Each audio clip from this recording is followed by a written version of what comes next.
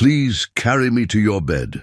The words hung in the scorching Wyoming air between them, a plea from a woman who'd never asked anyone for gentleness, directed at a man who'd spent his whole life believing he had none to give. Nora Brennan stood 6'2" in her worn traveling boots, shoulders broad enough to carry lumber, hands scarred from years swinging axes in Minnesota camps where men twice her size couldn't keep pace. She was the giant mail-order bride who'd just stepped off the afternoon stage. Dusty and swaying, her pale blue eyes locked on the lean, sun-weathered rancher who barely reached her shoulder, Ethan Coleridge. The shy rancher of Sweetwater County felt his throat close as he stared up at her. He'd imagined someone sturdy, yes, but this woman looked like she could throw a calf over her shoulder and not break stride. His hands trembled, not from fear of her size, but from the crushing weight of his own inadequacy. At 5'8" and barely 160 pounds, could he even lift her? Should he try? What would she think when he failed? But Nora's knees buckled before he could answer those questions, her massive frame tilting forward like a felled pine. 3 days on trains with nothing but stale bread and shame for company had finally broken through her iron will. She was collapsing, and he was the only thing between her and the unforgiving ground. "Please," she whispered again. Those ice-blue eyes now glassy with exhaustion, and something more devastating, resignation. "Carry me to your bed." The request was intimate, vulnerable, impossible. A giant woman asking a shy rancher to do what his body screamed he couldn't. His ranch hands, Miguel and Carlos, had frozen by the barn, watching, waiting to see what Ethan would do. He hesitated. That hesitation lasted only 3 seconds. But in those 3 seconds, Nora Brennan's entire world collapsed. She'd seen that look before.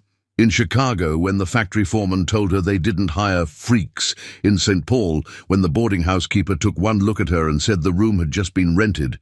In every mirror she'd ever stood before, wondering why God had made her this way. One tear broke free, cutting a clean line through the dust on her cheek, and something inside Ethan Coleridge shattered, not his resolve. His fear.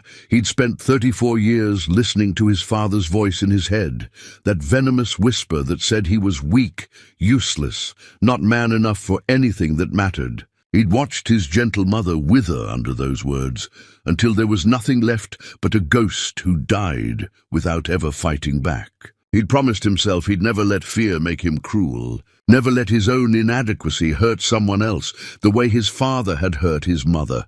But here he was, frozen, while a woman who'd crossed half a continent on nothing but hope was breaking right in front of him. "I've got you," he said, and his voice didn't shake. Miguel stepped forward. "Senor, let me help." "No." Ethan moved closer to Nora, close enough to smell the train smoke in her hair, the sweat of her journey, the faint scent of lye soap. "She's my wife. I'll carry her." Nora's eyes widened. She tried to protest, tried to pull away. "You can't, I'm too—" "You're exactly what you need to be." He bent his knees, worked his arms under her legs and back. Her body was solid, dense with muscle and bone. She had to weigh close to 200 pounds. "Hold on to me." Her arms came around his neck, tentative, as if she expected him to drop her any second. He lifted. Pain shot through his lower back immediately. His arms screamed. His legs trembled so hard he thought they might give out right there in the dust. But he locked his knees, tightened his grip, and took one step, then another. "Ethan, please, you're hurting yourself." Nora's voice was thick with tears she was trying not to shed. "Doesn't matter." Another step. The house was 15 yards away. It might as well have been 15 miles. "You asked me to carry you." "I'm carrying you. Why?" The word broke on a sob. "You don't even know me. I'm just some stranger who answered your advertisement. You could send me back. Get your money refunded. Find someone normal. 4 more steps." His vision was starting to blur at the edges. Sweat poured down his face, stinging his eyes. "You're not going back, but I'm beautiful." The word came out before he could stop it, raw and honest. "You're the most beautiful thing I've ever seen." Nora went completely still in his arms. Even her breathing seemed to stop. When she spoke again, her voice was barely a whisper. "You're lying." "I don't lie." 6 more steps. The porch was close now. He could see the weathered boards, the rocking chair his mother used to sit in, never learned how. She was crying now, really crying, her face buried against his neck. Her tears soaked into his collar, hot and wet. Her massive shoulders shook with sobs she'd probably been holding back for years. Ethan made it to the porch steps. His right leg almost gave out on the first one. He caught himself, adjusted his grip.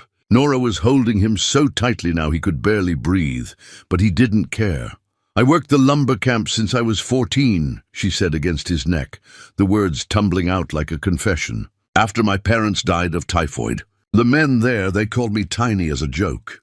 They'd bet on whether I could lift more than them. I always could, and they hated me for it." Second step. His back was on fire. There was a man in Minneapolis. Said he wanted to court me. I believed him. I was so stupid. Her voice hardened. He just wanted to show his friends the giant woman, parade me around like a circus animal. When I figured it out, when I refused to see him anymore, he told everyone that I was unnatural, wrong, that no real man would ever want me. Third step. The door was right there. "I'm not strong, Ethan, I'm just big." "There's a difference." Another sob. "And I'm so tired of being big." He kicked the door open with his foot, stumbled into the front room. The afternoon sun poured through the windows, painting everything gold. His mother's quilt was draped over the sofa. The wood floor was clean. He'd scrubbed it this morning, nervous and hoping. "You think I'm strong?" he asked, moving toward the bedroom hallway. "I let my father beat my mother with words for 20 years. Never stood up to him once. Not until the day he died, and even then all I did was refuse to cry at his funeral." The bedroom door was open. He could see his bed, the blue and white quilt his mother had stitched in the last year of her life, before the sadness took even that small joy from her. "You think I'm brave?" Another step. His legs were shaking so violently now he could barely control them. "I ordered a mail-order bride because I was too scared to court anyone in town. Too scared they'd see what my father saw. Nothing worth loving." He reached the bed, lowered her as gently as he could onto the quilt. His arms gave out at the last second, and he half collapsed beside her, gasping, every muscle in his body screaming. But he'd done it. Nora lay there, staring at him with those pale blue eyes, tears still streaming down her face. Her hand found his, and her calloused palm pressed against his calloused palm. "You carried me," she whispered, like she still couldn't believe it. "I'll always carry you," he said, "when you need me to." She pulled his hand to her chest, pressed it over her heart. He could feel it pounding, wild and fierce. "And I'll be strong for you, when you need me to."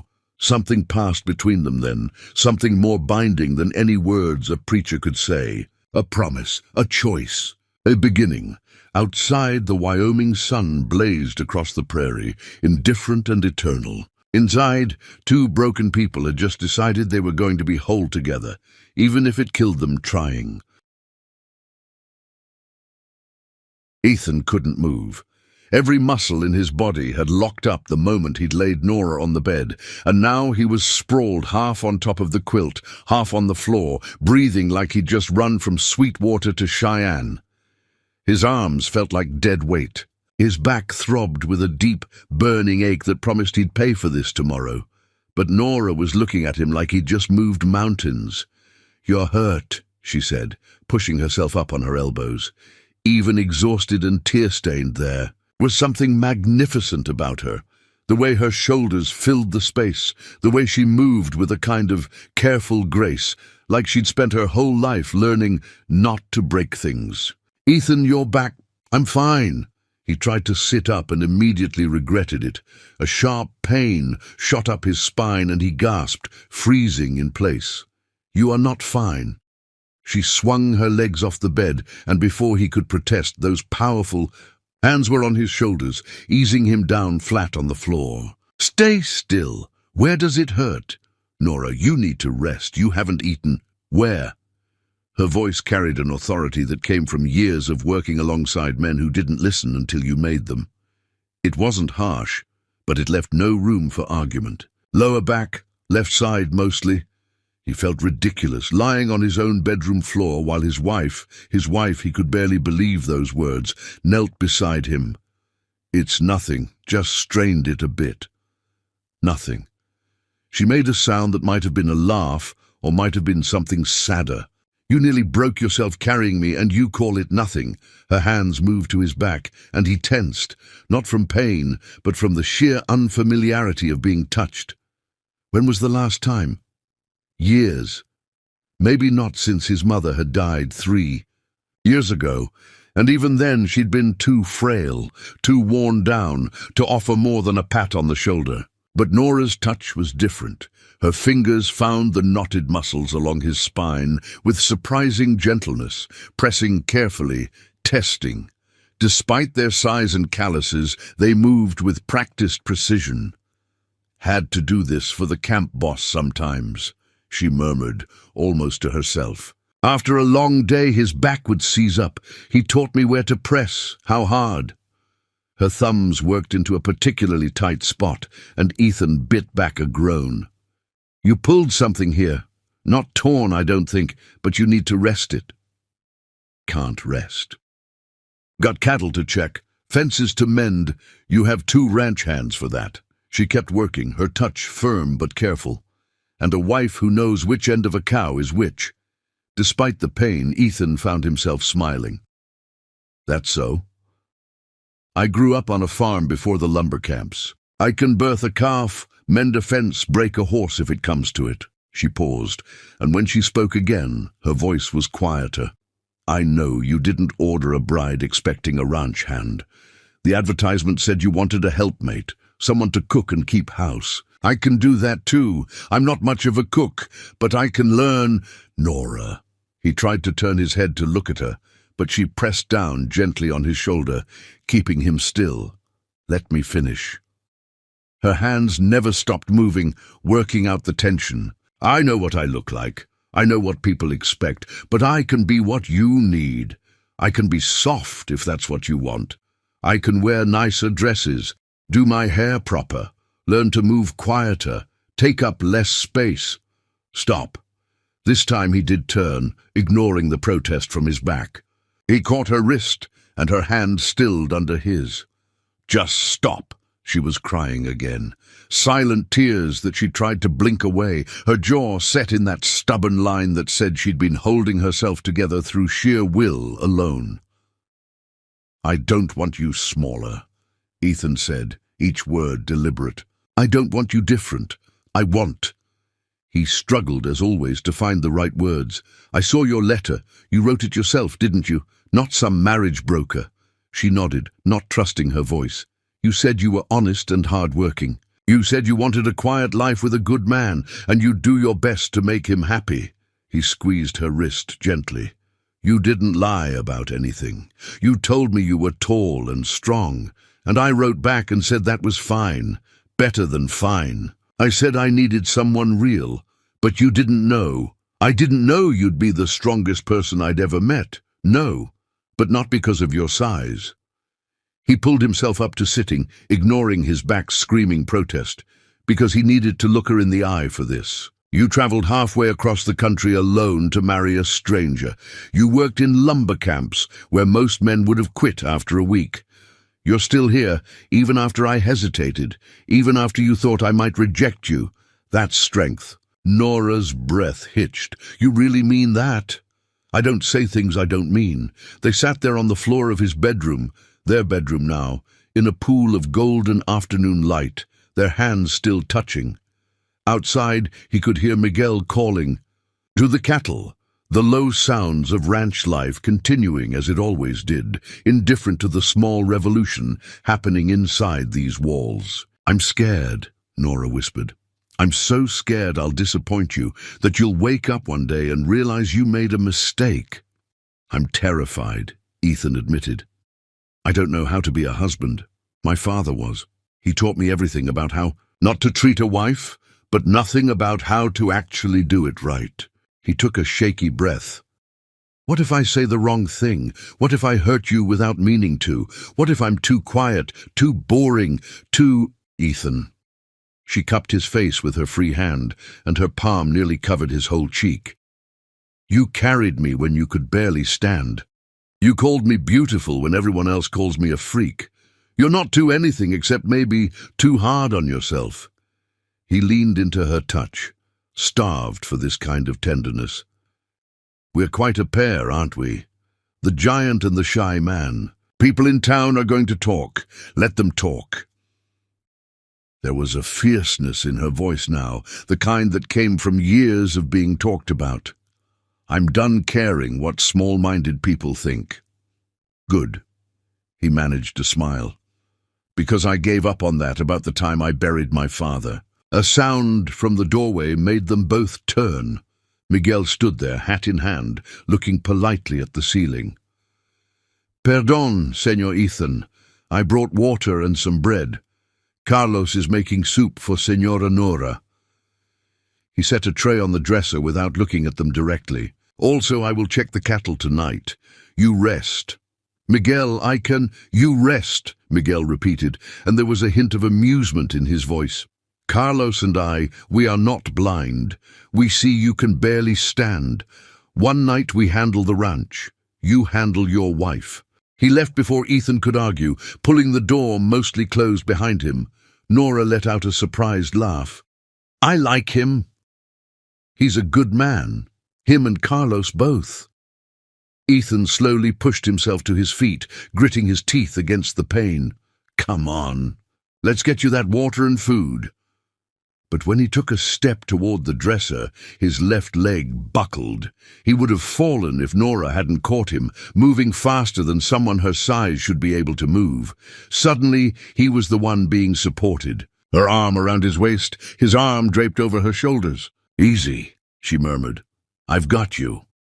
And she did. She held his weight like it was nothing, guided him to the edge of the bed, eased him down with a gentleness that made his throat tight. See? She smiled, and it transformed her entire face. I told you I'd be strong for you when you needed it. She brought him the water, then the bread, sat beside him on the bed and made sure he ate, even though she was the one who'd been starving. When he protested, she tore off a piece of bread for herself and ate it to make him feel better about taking food. They ate in comfortable silence, passing the water back and forth, their shoulders touching. The room smelled like old wood and sun-dried cotton.